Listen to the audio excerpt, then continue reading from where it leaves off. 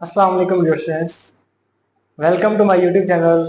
My name is Farhan Sajid और बच्चों मैं हूं आपका केमिस्ट्री टीचर।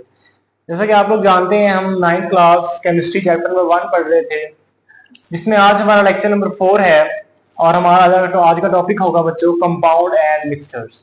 ठीक है, बहुत ही आसान टॉपिक है और बहुत ही शॉर्ट टॉपिक है। इसके जो दो पार्ट्स हैं, एक तो है कंपाउंड और मिक्सचर, सिंपल इनकी डिफाइंड है। एंड नेक्स्ट बहुत ही इंपॉर्टेंट बोर्ड के हवाले से लॉन्ग क्वेश्चन है, difference between compound and mixture. तो वो इंशाल्लाह हम लोग अपनी नेक्स्ट वीडियो में स्टडी करेंगे। आज बेसिकली हम लोग सिर्फ कंपाउंड और मिक्सचर की डिफाइंस और सिर्फ बेसिक्स बातें इनकी पढ़ेंगे और नेक्स्ट लेक्चर में इंशाल्लाह हम लोग देखेंगे कंपाउंड और मिक्सचर में क्या फर्क होता है। ठीक है, तो बगैर टाइम वेस्ट किए हम स्टार्ट करते हैं। टॉपिक हमारा है बच्चों कंपाउंड और मिक्सचर के बारे में। तो पहले हम स्टडी करते हैं कंपाउंड क्या होता है। तो सब्सटेंस फॉर्म्ड ऑफ टू और मोर एलिमेंट्स, जब बच्चों दो या दो से ज्यादा एलिमेंट्स केमिकली कंबाइन, ये बात हो रही केमिकली बच्चों, जब केमिकल रिएक्शन करते हैं आपस में, केमिकली कंबाइन होते हैं together in a fix ratio by mass. ये बातें जो नोट कर रही है, मैं हाईलाइट कर रहा हूं बच्चों। जब भी दो या दो से ज्यादा एलिमेंट्स आपस में केमिकली कंबाइन होते हैं, मिलते हैं together in a fix ratio by mass, उनकी एक फिक्स रेशियो भी होनी चाहिए, तो उससे जो रिजल्टिंग प्रोडक्ट हमारे पास बनेगा दैट इज कंपाउंड। यानी दो या दो से ज्यादा एलिमेंट्स के मिलने से जब एक फिक्स मैस होगा, उनका फिक्स मैस रेशियो होगी, उनके कंबाइन करने से, केमिकली कंबाइन करने से जो सब्सटेंस हमारे पास फॉर्म्ड होंगी, बनेंगी, उन्हें हम कहेंगे बच्चों कंपाउंड कहेंगे। मिसाल तौर पर देखें जी, हमारे पास कार्बन डाइऑक्साइड है, तो ये मेरे पास एक कंपाउंड है। H2O ये भी एक कंपाउंड है जो कि फिजिकली एक फिक्स रेशियो के साथ, फिक्स रेशियो बाय मास आपस में केमिकली कंबाइन करके कंपाउंड बना रहे हैं। ठीक है, मुझे याद रखिएगा जब भी एक कंपाउंड बनता है ना, कंपाउंड फॉर्मेशन के दौरान जो एलिमेंट्स उसमें हिस्सा ले रहे होते हैं उनकी फिजिकल प्रॉपर्टीज चेंज हो सकती हैं। ठीक है, मैं कह सकता हूँ मिसाल के तौर पर दो चीजें आपस में रिएक्शन कर रही हैं, पहले उनकी फिजिकल नेचर और थी, वो सॉलिड स्टेट में थी या वो लिक्विड स्टेट में थी या वो गैसियस स्टेट में थी, और हो सकता है कि जब उनके मिलने से प्रोडक्ट बने उसकी स्टेट कोई और हो सकता है कि पहले वो गैसियस फॉर्म में हो लेकिन जब मिल के नई चीज बने तो वो लिक्विड फॉर्म में हो। तो उसमें केमिकल रिएक्शन हो रहा है ना बच्चों, कंपाउंड फॉर्मेशन में केमिकल रिएक्शन हो रहा होता है, तो ट्रांसिस आपस में रिएक्ट कर रही होती हैं, केमिकल बॉन्ड बना रही होती हैं। ठीक है, तो देखिए बच्चों मेरे पास CO2, हमें देखना है इसकी फिक्स रेशियो बाय मास क्या होती है। सिंपल सी बात है बच्चों, हमें पता है कि कार्बन का जो एटॉमिक मास होता है वो होता है बच्चों 12, जबकि ऑक्सीजन का जो एटॉमिक मास होता है बच्चों कितना होता है 16। क्योंकि हमारे पास दो ऑक्सीजन है ना, O2 दो है, तो एक का 16 होता है तो दो का कितना होगा बच्चों 32 होगा। तो हमारे पास जो यहाँ पर रेशियो आएगी वो आएगी 12:32, ये रेशियो आई है। ठीक है, इसको आप ना कट भी कर सकते हैं, सिंप्लीफाई कर सकते हैं, यानी मैं इसको 12/32 भी लिख सकता हूँ। ठीक है, ये रेशियो का मतलब होता है बटा भी होता है। ठीक है, अब एक कट किस पे होते हैं, 4 पे कट कर लें, 4 3 आर 12 एंड 4 8 आर 32। तो यहाँ बच्चों रेशियो क्या आ गया हमारे पास 3:8। तो बच्चों जब फिजिकली सॉरी केमिकली चीजें आपस में दो या दो से ज्यादा एलिमेंट्स कंबाइन करते हैं, आपस में मिलते हैं, तो उनके मिलने से जो चीज बनती है वो हमारा क्या होता है प्रोडक्ट। आपकी बुक में ना दो एग्जांपल मेंशन है, CO2 जो है 12:32 लिखा हुआ है, परेशान नहीं होना आपने, ये सिंपल उसका एटॉमिक मास लिखा हुआ है, कार्बन का 12 होता है, ऑक्सीजन का 16 होता है, दो है तो 32 यहाँ लिखा हुआ है। ठीक है, तो अगर इसको सिंपलीफाई कट करेंगे आप, इस तरह कट करने से हमारे 3:8 रेशियो आती है। सेम लाइक वाटर का भी लिखा हुआ है बच्चों, एटॉमिक मास रेशियो लिखी हुई है इसकी। हाइड्रोजन का मतलब एटॉमिक मास 1 होता है, दो हाइड्रोजन है तो यहाँ बच्चों क्या आ जाएगा 2 आ जाएगा। रेशियो ऑक्सीजन में कितना होता है बच्चों, मैंने बताया, हाँ जी 16 होता है। इसको अगर सिंप्लीफाई करें तो हमारे पास आंसर क्या आएगा, यहाँ पर कर लें 2/16, कट करें 2 1 2, 2 8 16, तो यहाँ बच्चों आ जाएगा 1:8।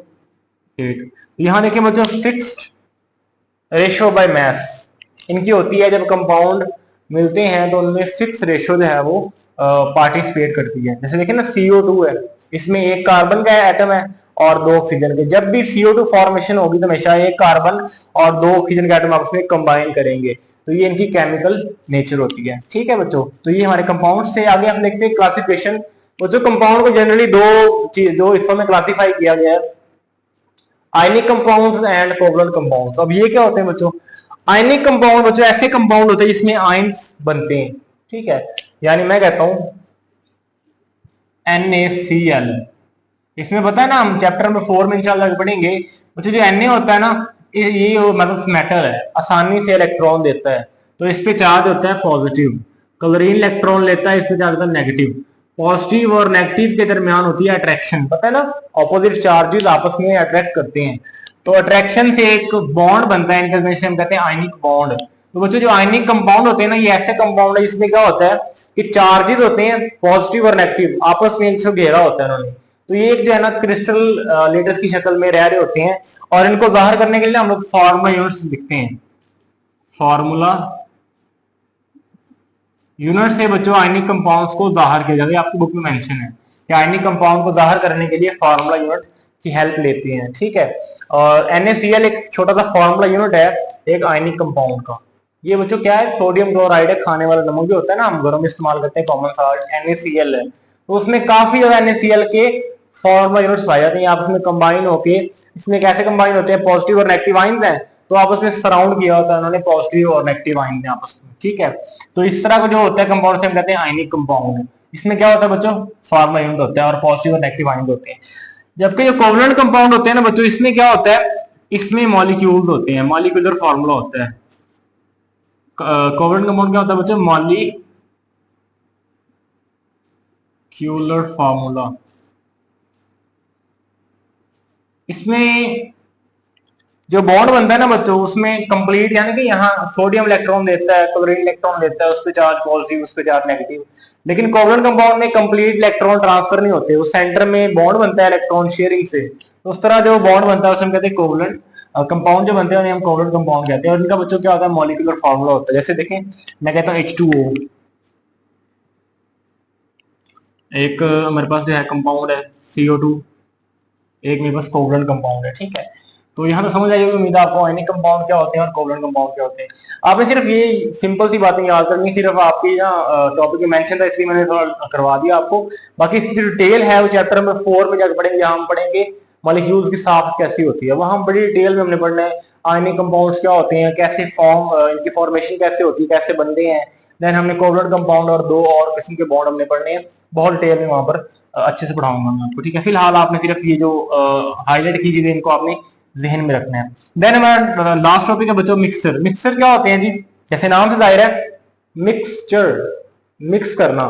जब भी दो या दो से ज्यादा चीजों को आप फिजिकली कंबाइन करेंगे, ये डिफरेंस याद रखना है बच्चों लाजमी। जब नेक्स्ट लेक्चर में डिफरेंस करेंगे ना हम लोग, तो आपको ये सारी बातें याद होनी चाहिए। इन्हीं बातों को आगे मैं दोहराऊंगा जब मैं इन दोनों के दरमियान डिफरेंस फाइंड कर रहा हूँ, कंपाउंड और मिक्सचर में क्या फर्क होता है। तो मिक्सचर, यहाँ देखिए मुझे केमिकल कॉम्बिनेशन थी, आपस में चीजें कंबाइन हो रही थी केमिकली, लेकिन यहाँ मिक्सचर में क्या होगा? फिजिकली सिर्फ मिक्स होती हैं आपस में। जैसे मैं कहता हूँ मैं वाटर लेता हूँ, वाटर एक कंपाउंड है, और साथ में NaCl लेता हूँ, वो भी एक कंपाउंड है, खाने वाला नमक। ठीक है, जो खाने में यूज करते हैं हम लोग। अब इन दोनों को जब आप मिक्सअप करते हैं ना, तो क्या होता है? उससे जो है नमकीन पानी बनता है, पानी नमकीन हो जाता है। ठीक है, तो ये बच्चों एक सिंपल मिक्सचर है जिसमें दो या दो से ज्यादा कंपाउंड आपस में मिक्स कर सकते हैं आप लोग।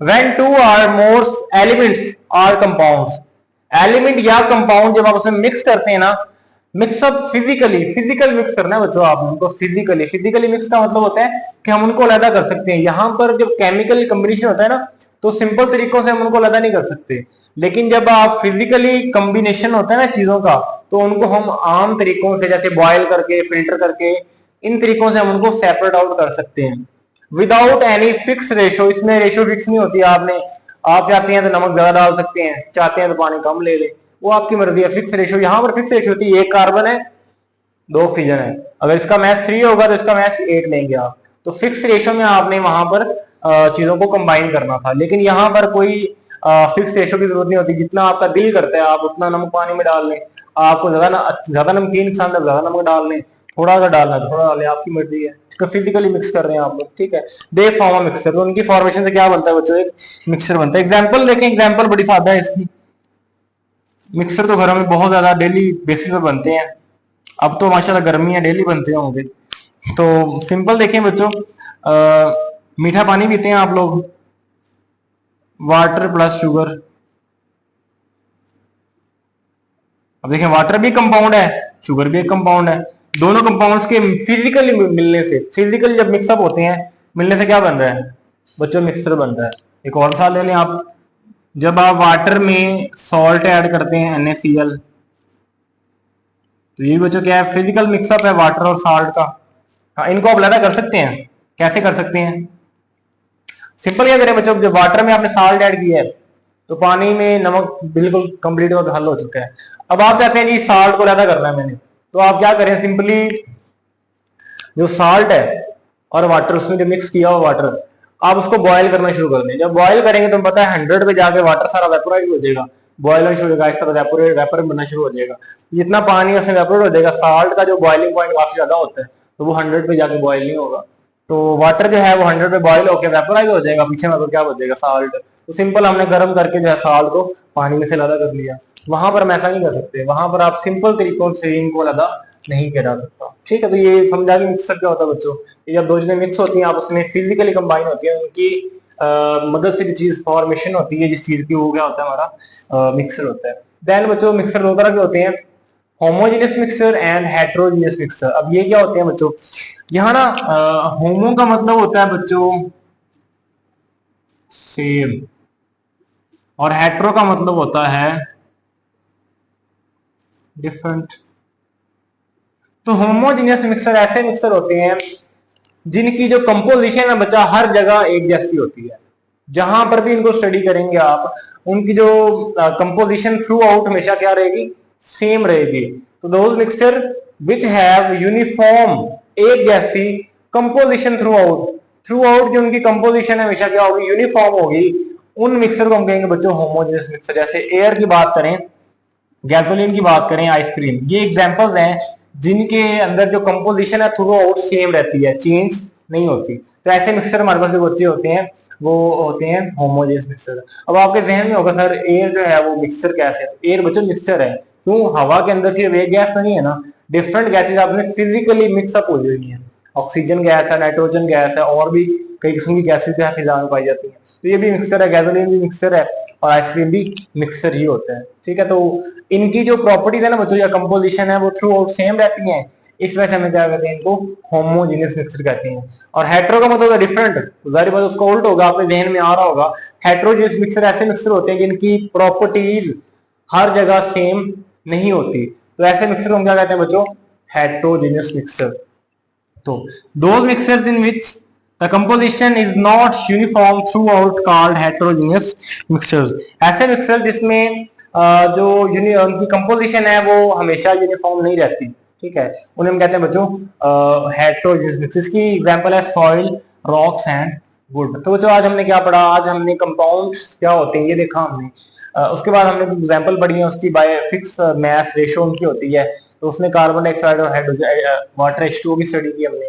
देन हमने इसकी क्लासिफिकेशन देखी, आयनिक कंपाउंड क्या होते हैं और कोवेलेंट कंपाउंड क्या होते हैं। उसके बाद हमने मिक्सर की डिफाइन पढ़ी, एंड देन हमने उसकी टू टाइप्स पढ़ी। तो इस लेक्चर में बच्चों आपको कोई भी क्वेश्चन हो तो आप लाजमी तौर पर कमेंट सेक्शन में सवाल कर सकते हैं। और अगर आपको वीडियो अच्छी लगी तो वीडियो को लाइक करना है, चैनल को सब्सक्राइब करना है, और बेल आइकन को दबा दें ताकि नेक्स्ट आने वाली वीडियो आपको जल्द से जल्द मिल सके। तो मिलते हैं नेक्स्ट वीडियो में, तब तक अपना बहुत ज्यादा ख्याल रखिएगा। अल्लाह हाफिज।